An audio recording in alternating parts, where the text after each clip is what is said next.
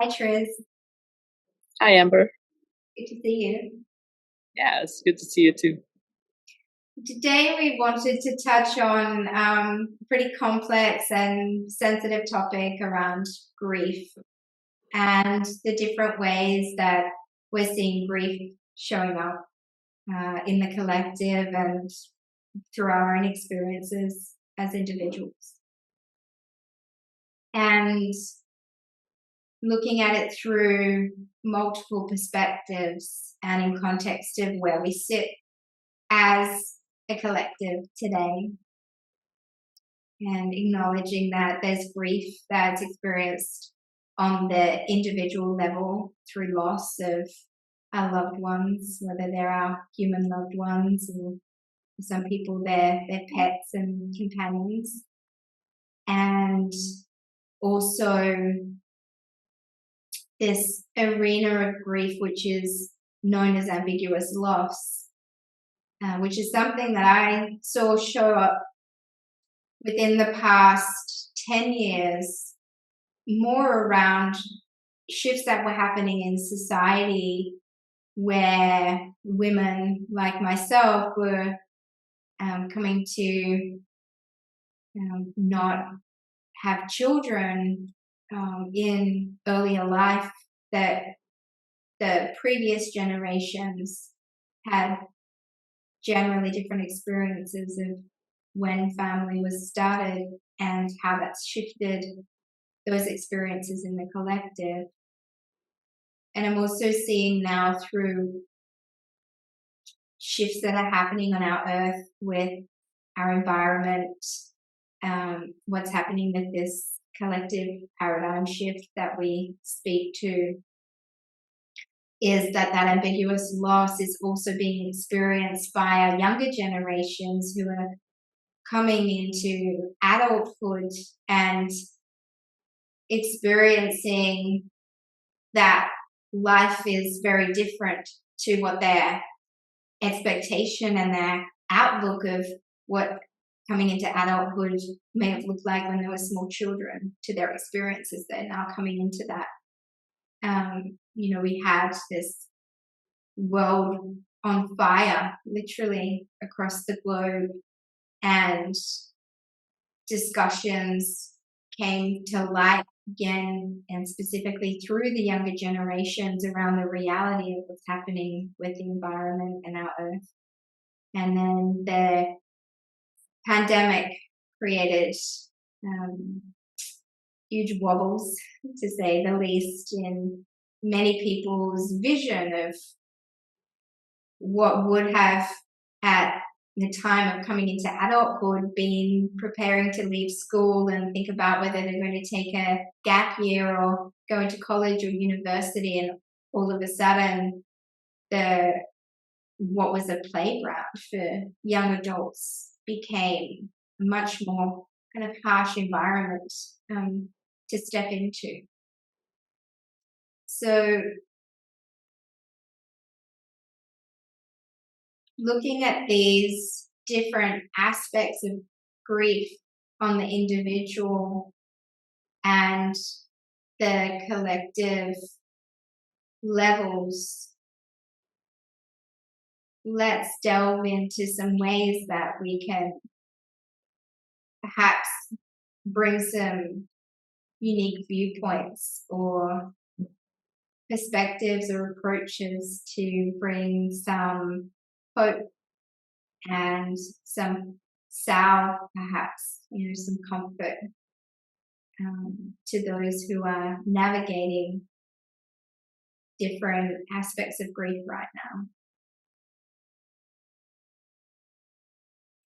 Do you think that children, because of the pandemic and because of, I would say, losses, whether that's, someone they love, there's been more depth, I would say, in their experience as young people, that they've really come to have to face mortality at a much younger age than Like I remember the first person that died that I knew died. I was 16 when that happened. And it was really the first time I had to consider my own mortality, that life isn't forever. Mm. And then much later, when my father died, I was in my 40s. So, like nowadays, it seems like younger and younger people are passing.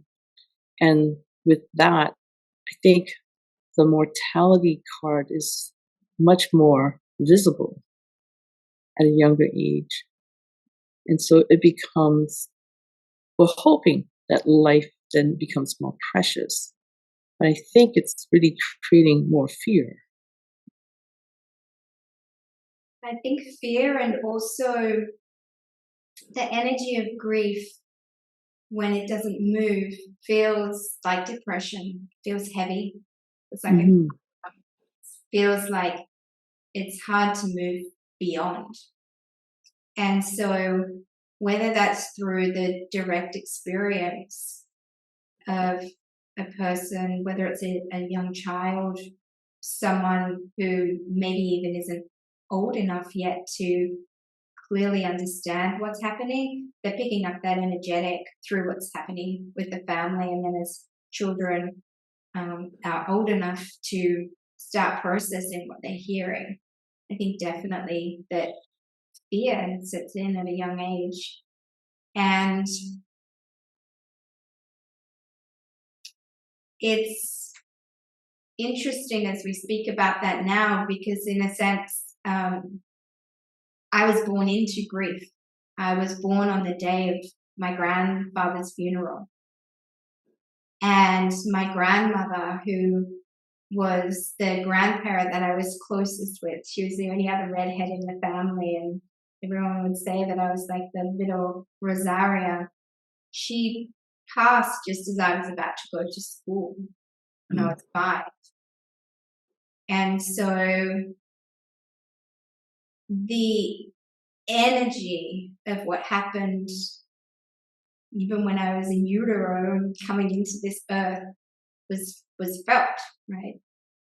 And then being aware of what was happening with my grandmother when I was 5, I was clearly aware of it. I knew we were visiting a hospital and she was unwell, but not old enough to really process what was happening. Other than when she passed, there was a huge loss, and I started school late. So even my energy when I walked into school was different to children who hadn't experienced that, who was starting school. And I saw how that influenced life choices that I made, even as I came into making choices in the workforce in my early career. And so we carry the energetics of those things until we reach a point of realizing we're carrying them and then saying, what do I do with that? And so it kept showing up at these key points in my life. When I got to high school and people went to work experience, my mum's father and my dad's mother died in the same week. Mm. When kids were out doing their work experience and exploring the things that they wanted to become in the world, death and grief showed up at my family's door. And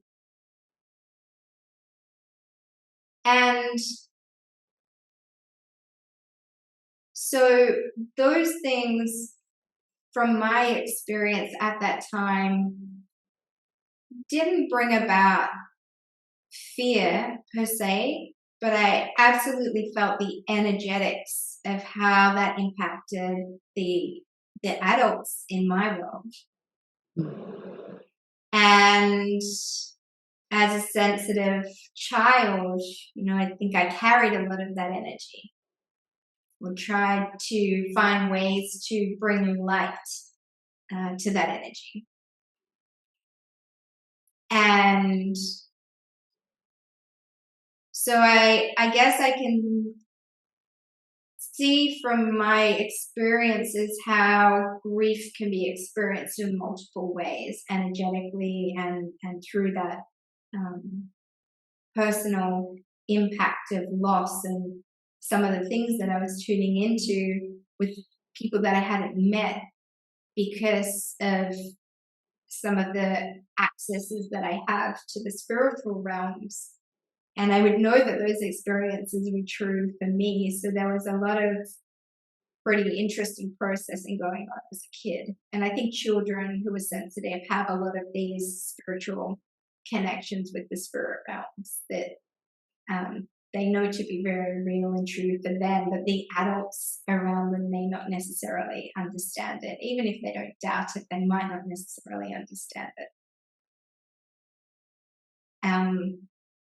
So that's just actually brought to light something that we hadn't touched on in previous conversations that I think is relevant, knowing that the children who are coming in are very sensitive beings, and they're coming in to lead us into the new paradigm, which is of a different frequency, so of a different energetic nature.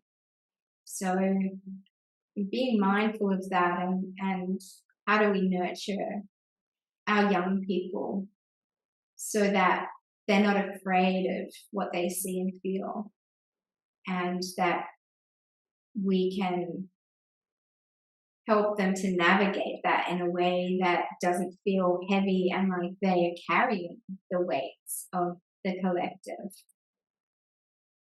So I think that's something that, it's important to put a bookmark on when we think about our young people. Well, my first death experience, was my first experience of knowing beforehand. I knew, I had a dream. I saw my grandmother dying, but I didn't know it was her. I just knew someone was going to die, and the next day she passed, and that was confusing as a child. It was confusing because your head goes into, did I cause this? I dreamed it, and then it happened. And so having no one to guide you was a very scary thing. It was very, very scary. And then the day of her funeral, she appeared to me, and I was not allowed to go to the funeral because they thought I didn't have a good grasp on death. And so I stayed home and took care of the younger kids. But as I was out, and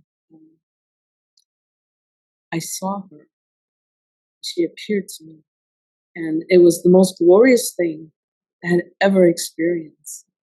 And when she said to me, "There's no worries, and look what happened," and she unfolded her wings and ascended, and it brought such joy to me, like such joy, that I didn't understand why the adults were crying. And I was so excited. I wanted to tell everybody, "Wow, there's no need to cry. She's right there. She's right there." And I was told, pulled aside, and I was told, "Please don't be so happy. Pretend you're sad, because people are sad." And so, as a young adult, understanding that not everyone sees, and so they're caught up in the loss, and to allow space for the loss, allow the space for the loss. And as you understand that about grief, that the space, you need space for it. And not everyone has the same experience. What I miss, in the recent deaths, is that I miss the ceremonies. And we never thought about, in my parents' time when they passed, there was no thought about, "Oh, we'll do it later." It was always, person dies, there's a process. And it's pretty quickly, within a week, they're buried, and there's Triz said, and there's gathering. families gather and more prayers are being said. And it becomes a ritual that is planned, pre-planned. There's steps to take. More and more people are not willing to take those steps. They don't want that. And so there's this delay in the celebration of a person's life. And that delay, I find, is hard. It's hard. It doesn't offer closure. So in, my recent experience with my sister, not only did I find that, it was hard on myself, but I saw the generations, the younger generation, having a really difficult time with what do they do with all these feelings? And what do they do with how to go forward? Where do they put it? And even though we may not like the church, funerals, or the showing of the body, or the gathering, at a funeral home, we may not like it. I don't think anyone likes it. But there's comfort in gathering, and in the process of putting someone to rest. It's really more about putting yourself to rest, closing that story, and then so you can go forward. And I think that part of ceremony is missing these days. And so grief becomes delayed. And then it's very difficult to then shift from grief to grieving. The grief itself stays much longer. Where the process of grieving, it begins to alleviate with time. Yeah, I really feel that ceremony in the truest sense of the word is something that has been lost in gathering in community, in gathering across the generations, in giving space to what really is wordless often. Mm-hmm. And from my experience of grief, the grief that's felt most personal to me, this ambiguous loss, which is really confusing as well in a sense, because no one can speak to it. Ultimately, people can hold space for you. I think that's part of ceremony that is the greatest comfort, because where there's such an unknown, non-linear, inexplainable timing of when this grief is going to knock on the door and show up again. When we try to put words to it, to ask for help, or when others try to help, it's in the spoken where things can really fall short.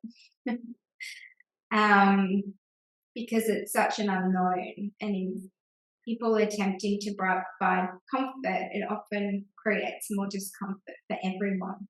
And at worst case, for those who aren't sensitive, it can result in, and depending on the relationship with the person, it can result in far more harsh aspects, which can come down to, gaslighting and the other person feeling guilty for something that isn't theirs. And that just becomes, it adds to the pain, it adds to the isolation. And so for me, I think that really ceremony is the way in bringing back these containers that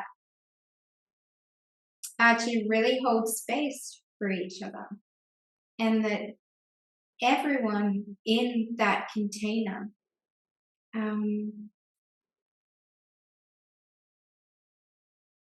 has something that will also be touched, I think, in holding that space for another. And so it becomes a collective healing. And from that place, I think we're really able to access the wisdoms that come across generations. There's the wisdom that comes through learned experience. And there's the wisdom that comes through the eyes of innocence as well, which is the beauty of what younger generations bring. And I think that's really powerful. And when we're able to do that, rather than, for example, someone from a younger generation seeing an elder crying and feeling like out of respect they should look away, or they don't know what to do, is it okay to comfort that person? Then we become more emotionally and energetically able to navigate this together as community, and to accept the things that there are no words for, and to accept the discomfort, but to also to find the comfort in really acknowledging one another and showing up for each other. I think you touched on it with the innocence. There's something about innocence that allows a person to come in on those feelings that are so deep and no one can touch it. Someone sees you crying and they come right up and they wipe your tears away. And it's in that childlike manner and says, it's okay. And that's why we have our animals do that. They see us, hurting, and they come right in. And somehow that's very acceptable and very comforting for us, because it is a wordless place. It's not an explanation place. There's no words that can comfort, but simply being together is the comfort. It is the comfort. The power of a hug. When we hug, we're connecting our hearts. And what I've seen increasingly over the past, and probably over the past decade, is more and more people say, well, I'm so sensitive for energy, I don't accept hugs anymore when people come to my workshops, or I don't accept a hug from X. Now, I understand the energetic exchange that happens, and in our sovereignty, sometimes it doesn't feel appropriate to just let everyone hug us. But in a space of ceremony and friendship and with our familiars and in that kinship, hugging is opening our hearts to each other and allowing ourselves to be vulnerable and allowing ourselves to be held, and offering a space to hold another where words aren't needed. The hug transcends words. And I think and that comes as well, I think, from an act of innocence. It's like with the child or with the animals that come closer. It's, let me hold you with this for a minute. It's okay. You're not going to fall. We've got you. And that provides a tremendous amount of comfort.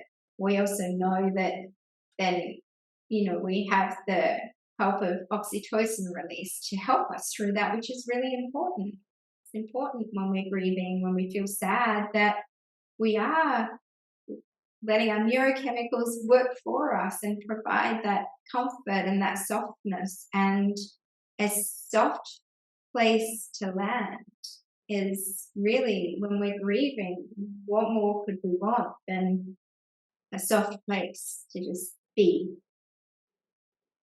And, within ceremony, there is trust, there's respect, there's boundaries, but we also know when we can ask to be held by others.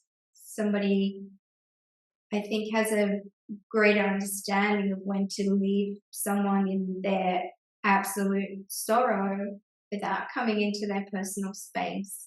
And we know when it's appropriate, when someone really just wants to be held. And having these containers where we're able to take down the walls and open our hearts is really important.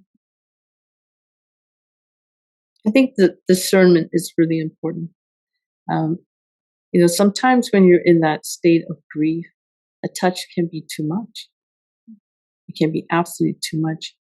And people, in wanting to ease the pain, they come in too close. And it's also a very cultural thing. Some cultures don't hug, and that's not part of their natural state. And a cup of tea is very personal. And someone making you tea and offering you tea is actually can be very, very comforting. I find that when a person is hurting, whether it's from grief or loss, sitting with them and really feeling where they're at, what do they need? That's like the giving of yourself. Give of yourself to really be there for what they need. And sometimes they do need a hug. And sometimes they really need just to have space.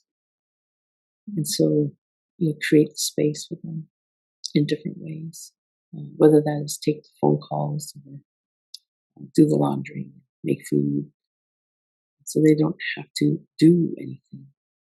Some people deal with grief by doing. They have to do something. They can't sit still. That's how they work through it. And that too is, to be respectful of that everyone grieves so differently. And what a person needs to feel comfort, to be respected for that. Absolutely. And also for us to accept that grief and joy aren't mutually exclusive. And I've seen some critiques around conversations of joy recently where people are saying, well, you can't talk about grief when people are in pain. And from my lived experience, joy arises when we give space to healing. Joy isn't a superficial thing. Joy is a frequency that comes through. And that can happen amidst grief. In grief, we can find the deepest places of self-love that we didn't know existed. They're holding ourselves so deeply and so personally really shows us how much love we have for ourselves. And the joy can come through in touching the essence and the spirit of the thing that we've been grieving and seeing where that may manifest itself in other ways when our vision starts to open up and we see the things that are still in our physical, tangible realities. And joy can really come from that awareness and that awakening of appreciation of those things in our lives, and those people in our lives. And so, yeah. It is those people and the stories. One of the most wonderful things is when people share stories, especially when someone has passed and they share a story that's most dear to them. And it can bring so much joy. into the moment where you just are feeling such great loss. To remember the whole story, not just the end. Mm-hmm. That a person's life is much bigger than the moment of their passing. To me, that just helps the grieving process to remember everything about the person. And so when you're talking about ambiguous grief, I think that's one of the hardest concepts to have the everything of it.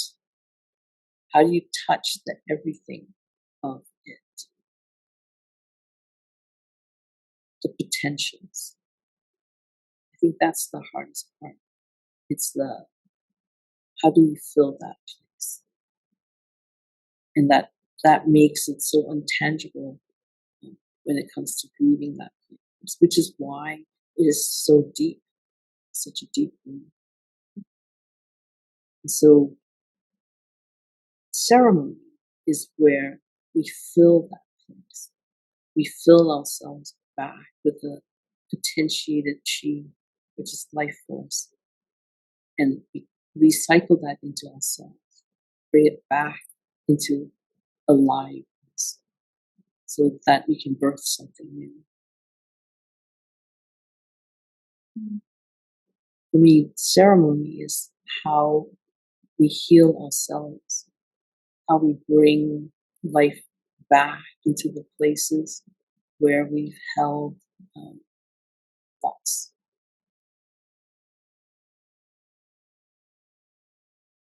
And loss isn't replaced by new things, by surrendering the grief, really for it to do as it will.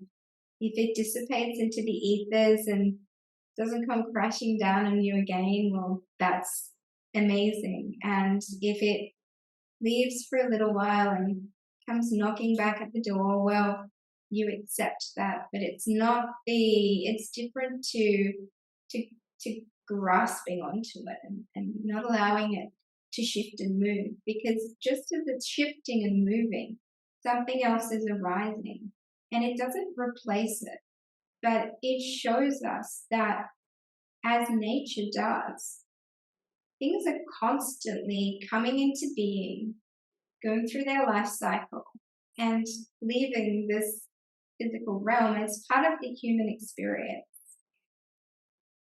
And we can even sometimes find real beauty in that. I had the most beautiful dog before Kismet for 17 years. Her name was Mishka. Everyone loved Mishka. She would have her own relationship with each person. And friends who didn't even like dogs would ask, can I take care of Mishka when you go away? Because they don't develop these relationships with her. And as she was getting older, she was really vibrant right up until she was 12 or 13. She tore a cruciate ligament, and so she started getting slower with the arthritis. And then she was around 15, 16, just maybe a year before she passed. I started noticing how people would see her when we were walking down the street, and she was just a dog that everyone would light up when they saw Mishka. She was a border collie, and she was a beautiful dog. But many dogs are beautiful, but there's something in her that people would just pay attention to her always and stop and talk about her. And so likewise, they would be walking up the street, approaching us. If I was out on a walk with her, and she was older, she was slow, and really taught me a lot about love and being present with someone when they're in a different part of their life. And I really just started touching on feeling this loss or this reality around that I might not have children. I started going into this other kind of grief space while I was aware that she wasn't going to be around for a while, and it's a long time to have a companion. And I started noticing people would look at her so joyfully and then look a little sad because they realize, like, oh, she's an old girl. Like, she's a really old girl. I don't think this girl's going to be around for long. And it was really only in seeing the response from others that I started thinking about that. And I went to the vet one day. She got her shot that she would get for her arthritis. And I was walking out the door and he said, you know, it's okay to let them go.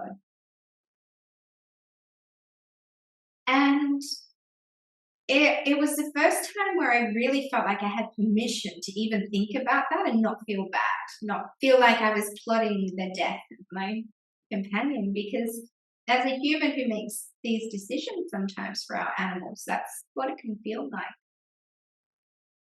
So I called my good friend Mike and I said to him, you know, this is where I'm at with Mishka, but I really couldn't think of anything more painful and feels just not like the approach that I take to life, to take her on my own. I didn't have a partner at the time, to take her to a vet clinic into this sterile environment, and that's the end of her life. I said, I just can't do that. I can't bring myself to physically do that. So we had a conversation really just around how difficult that decision is.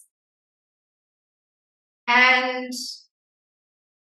the next day I woke up, I'd heard her in the middle of the night, really heavy on the ground, thumped down, and I was like, she's really uncomfortable. Am I keeping her here for her, or am I keeping her here for me? And when that reality came in, I started looking for alternatives where I didn't have to take her to this environment that didn't feel soulful and in reverence of who she was. And I connected with a vet whose husband took care of all the business, and she would come to your home and then would arrange to take the dog, and she had a beautiful rose garden that she could bury the dog in, have it cremated, scattered wherever you wanted. And I thought, this is the person. I'll have them come to the house. And so we went to the park that day at the top of my street. She walked really, really slowly. It was the most beautiful day. I called work and everyone knew Kismet, and they said, take all the time you need. And I called them and said, I'm going to take you to the park. Yeah. So we're in the park, and the grass was so vibrant. It was such a beautiful day. And I remember seeing this man, must be in his 80s, and I saw him sometimes in the park, and he was sitting at the park bench. And I was laying on the grass with Kismet, and I thought, she has no idea how today is going to unfold, and he has no idea how today is going to unfold. And I wonder if he sits here contemplating, think, maybe one day it's his last day.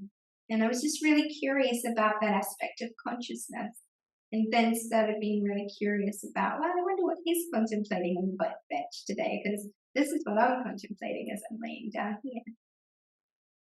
And then I realized there was a rose garden there. And as Mishka started to lose some of her senses, I would always take her to the rose garden because she could literally smell the scent of the roses. When I got home, I called and I said, do you think we could do this in the park? And they said, yeah, we can. Let's just organize some logistics. They told me how they would do it. And so, you know, you're in this really surreal spot, because I did feel like I was kind of plotting something that she didn't know about. And everything just aligned perfectly. On my way out the door, I picked up her favorite chew bone. I opened the fridge. There was a roast chicken. I grabbed some roast chicken, put it in the chew bone. And we got to the rose garden, and the woman came, and we talked, and she was lovely. And I gave Mishka her chew bone, and she literally just licked that bone until she just went to sleep. And at that time, she was still going through a process of that. That how that all unfolded was the most beautiful day, and the fact that another human existed who could hold that space and create that container was something that could only have happened by expanding your vision outward and actually seeing that there is a possibility of joy through the lens of love, and just really listening to what feels best for that soul, for that being in that moment. And it was so beautiful that it almost feels impossible. How could that day have felt so beautiful?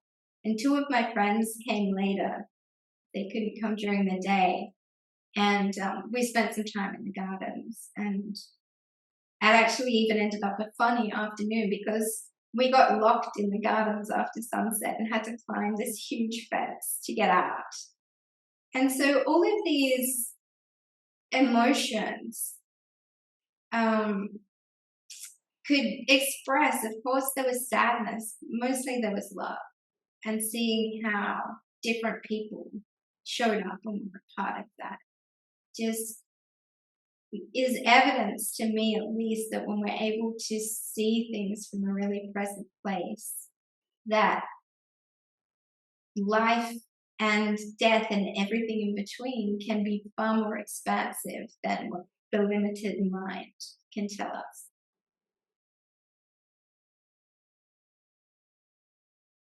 It's the acceptance of life in the moment of death.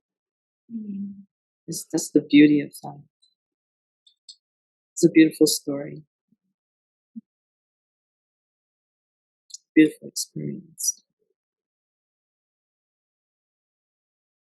I think, with my sister's passing, her last moment,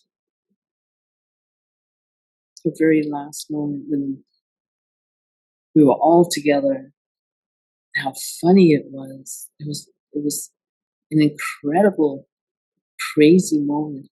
Of course, during the time of COVID, they only allowed so many people in the room. We all snuck in to be there. Of course, in a beautiful hospice place, where they closed that blind eye to let us do this.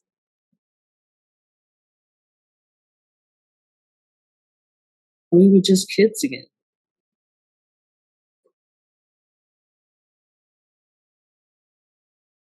She was so funny. She filmed us, right? Captured the last moment.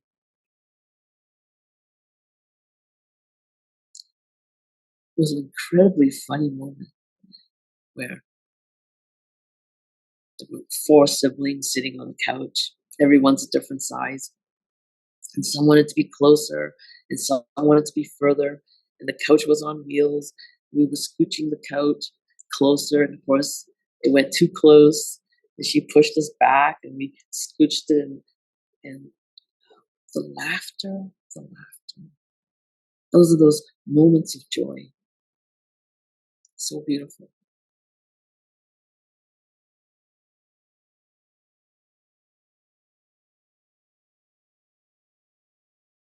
When decisions are made, we have so many decisions we can make in this life, because we can extend life. We can keep extending life. onwards and onwards. And at a certain point, the person decides that's it for me. I don't need to extend my life more. I simply need to live. I simply need to live.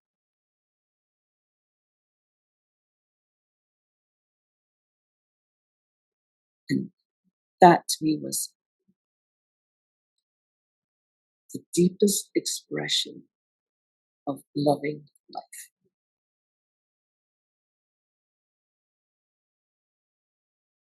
Let me just live.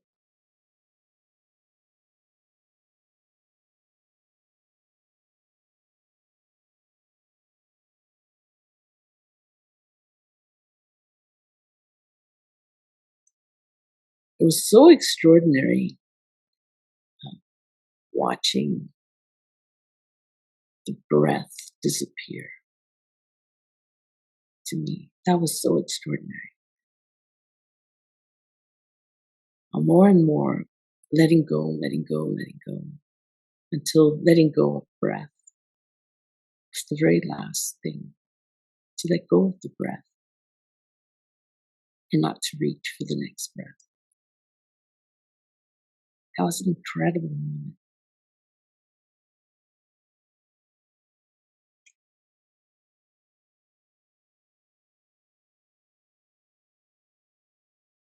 It brings you into the stillness of silence, that breathless place.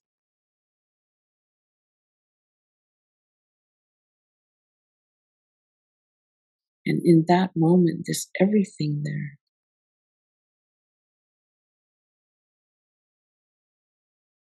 The everything and the nothing that converges in that moment.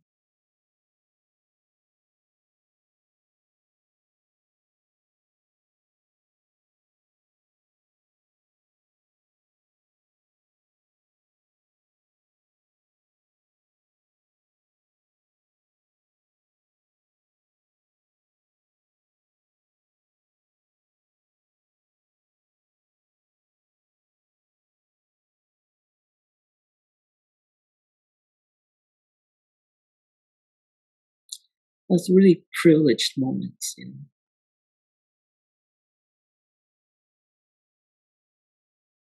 It's a very privileged moment.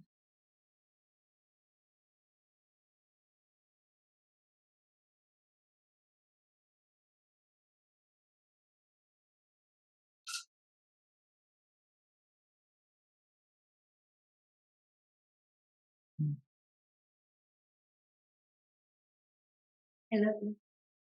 Mm.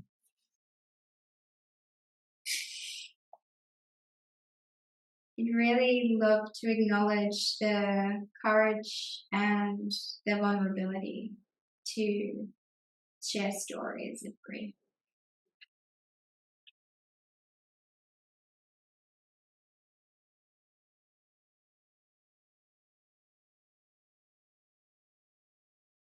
And also to have the courage to hold someone in grief. And that's actually how I met you. I was stuck in this grief, and I mentioned that to someone who had just come to know about you, and they said, "Oh, would you like to talk to Triz?" And I said, "Yes, tell me about this woman." And that was actually what brought me into the first call with you. And energetically, our work started before we showed up in a call together. And the night before I met you, I had this amazing activation. I was in a room where there was all this energy work being done. You were there, all these people laying on beds, sort of like when you go to have network chiropractic done. They line people up and work on different people. And everyone was really serious. We were learning, teaching us something. And I got this massive activation in my solar plexus. And I was just so expanded, and I was laughing and laughing, and you were laughing and laughing, and other people were just kind of looking like, how do you do that? And there was just this energy of laughter and vibrancy and life. And when I met you, and I woke up and I was like, oh, thanks, Triz. And then when I met you on the call, I was like, thanks for that. And then I shared with you, what I was working on, and this grief of not having children. And I didn't know what the result of that conversation was going to be, because I only know that it had what I'd experienced through conversations with other people. And you just looked straight at me and said, there's a message from the grandfather. And you said you have important work to do in this life. And so that's your focus. And I was like, wow. Like, so direct. Like, so many people don't know how to speak to grief. And yours was like coming through from the grandfather with such direct energy, like, we don't have a choice, because that's not the path in this lifetime. And I was like, okay, well, I showed up to do the work, or I wouldn't have been on the call with you. Don't accept a call with the healer of healers if you're not really wanting to do the work. Right? But I'm also honoring how you showed up so directly, and you didn't waver from what you were receiving that I needed to hear. And it was really clear to me when you said it. I was like, okay, yeah, I get it. Feel that. And it doesn't mean that just made all of the grief go away. It didn't make everything magically stop. But it allows me to have a different perspective. And it really anchors me into, well, what am I here to give? How do I give in this lifetime? What is the essence of being a mother and being a nurturer that I can still show up? And I'm starting to see that it is connected to the shift that we're seeing in consciousness and evolution. I have many friends who would be incredible parents who haven't been gifted with kids in this lifetime. And so it started to click. I'm like, well, I'm not the only one. Some made that choice, but for others it wasn't a choice. And so I'm like, this is about something bigger than me. And I don't need to put a definite story to that. But acceptance and then choosing where I focus my energy is a pretty good way forward. Perspective is key, really. It really is key. When, I think about the grief of something that's so life-changing, like having a child, and you don't know where to put it, often it goes inward. People can become really embittered or get sick, depressed. And just like you said earlier, when you identify that depression as grief, then you treat it differently, and you heal it. You heal it by understanding, why am I here then?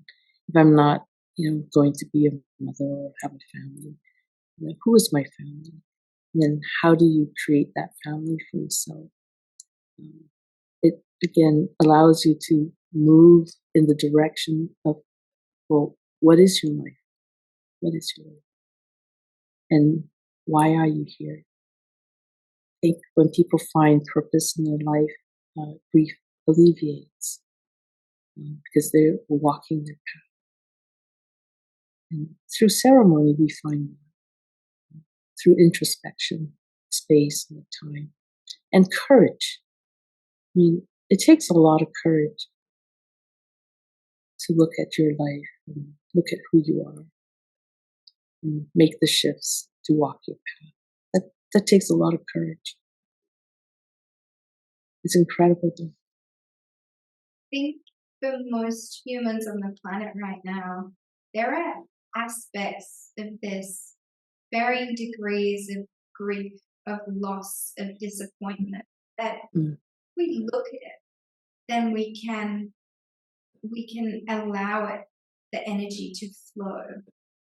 And I think that a lot of depression, even that grief, is often of experiences that we've had or things that we've held dear to us and thinking that would always become.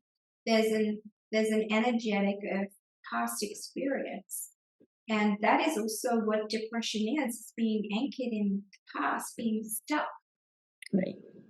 So I think that if we can be really honest and look at whatever degree it might be, something didn't work out the way we thought it would. Life isn't this easy joyride that I thought it was going to be. If I touch that and say, well, that was disappointing. That's just it. It was disappointing. And let that loss, an essence of loss, the degree, let it flow. See it and look at it without guilt or shame or attachment. Just look at it. And then there's all of the various intensities and degrees within that, right? Right. Allowing that part to be acknowledged and loved. Just like when we can alleviate shame through bringing words to it, that can shift. And so really we're here to shift the frequency from these denser energies into frequencies that really work to support our aliveness, our vitality, our vision expands when we can move out from feeling like everything's imploding to seeing that there's multiple perspectives, there's so much multi-dimensionality to this life here on earth in a really grounded way. That's not an esoteric viewpoint. It's at least in my experience, and I'm sure yours, the multi-dimensional aspect of life is very real and tangible. And so we're able to experience that and explore that as our perspectives widen. And so these experiences can move through us. They're part of the human experience. And that can,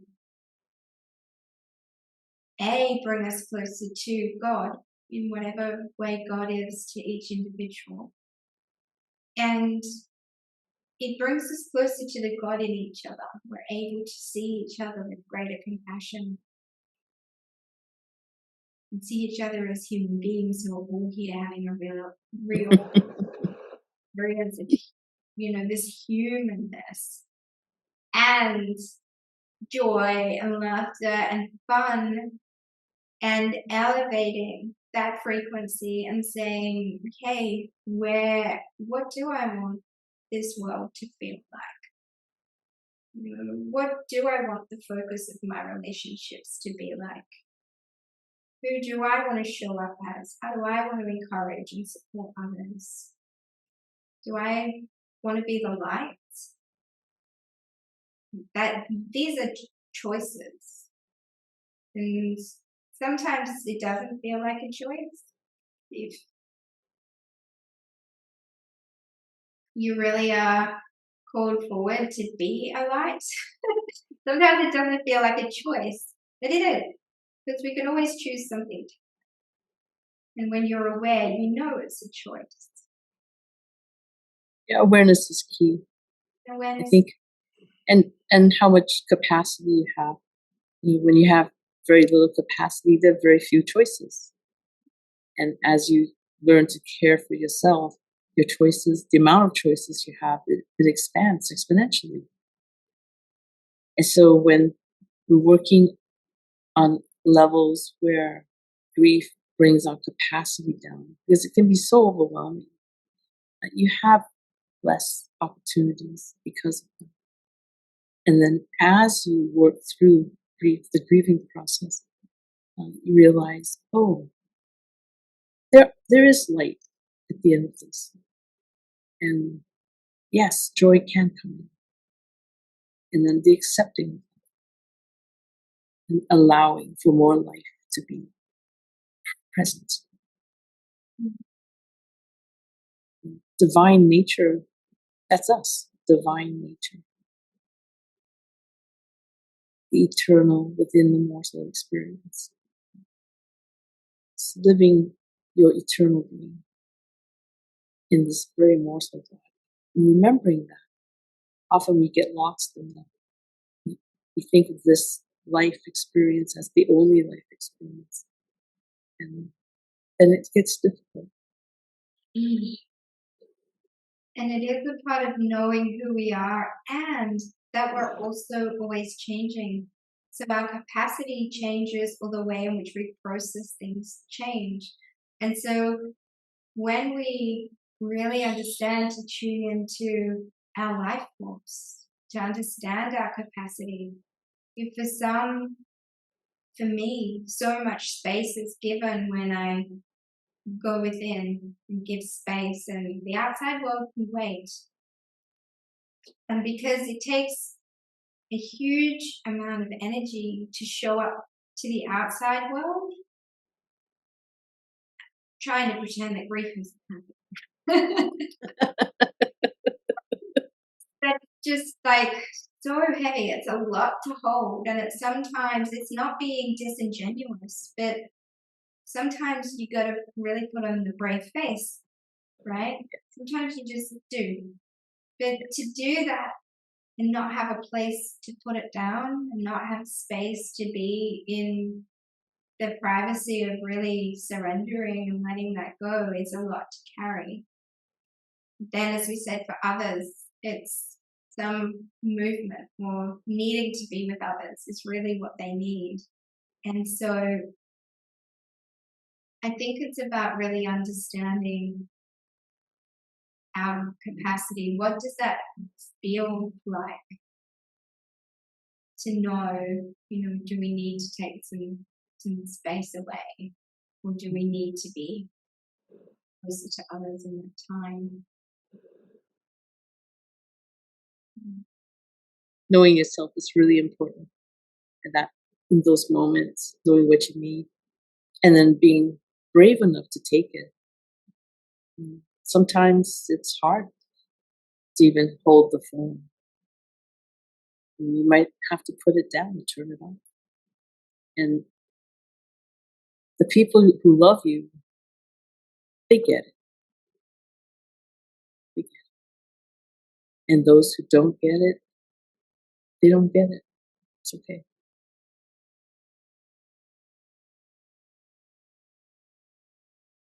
So, and grief is really about taking time with yourself. For me, that's what it is. Taking time. And then allowing yourself to come back in.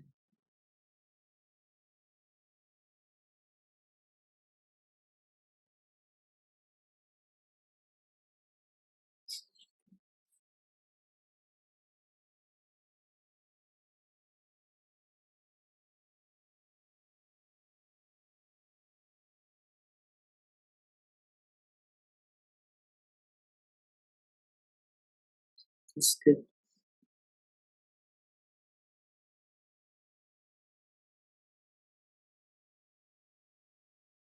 Thank you for sharing. You too.